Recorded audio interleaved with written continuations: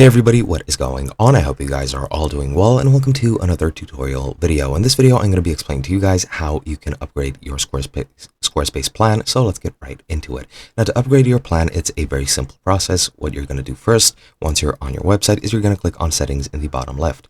From here, you're going to go ahead and go into Billing, which is the second to last option in this left-hand side menu, and from here you can go into subscriptions. From here you'll view all your subscriptions that you currently have. As you can see, currently I don't have any active subscriptions, and I only have this trial subscription for this site that I'm currently using. Now, what you're going to do from here is you're going to click on the subscription you want. In my case, it's website. To you, it might say Squarespace if you already have a subscription, but pretty much once you're here, you'll see all the info. You have the website it is pertaining to.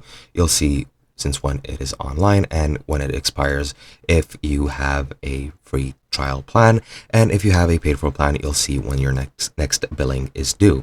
Now, to actually upgrade it, as you can see, I don't have an upgrade button. I have a subscribe button since I don't have a subscription at the moment, but you'll have an upgrade button right over here somewhere, and you can just click that to go ahead and change your plan. Even if you want to downgrade, you can click upgrade and that'll give you all the options. But in my case, if I click on subscribe, it'll go over into the plans section, and here, as you can see, you can choose whichever plan you would like. You can select whether it is a monthly or annual fee, and once you select the plan that you want, for example, let's say personal, click select, and as you can see, you can select either to pay annually or pay monthly. Monthly is of course billed more expensively, but annual is a one-time payment for an entire year. However, it is cheaper per month.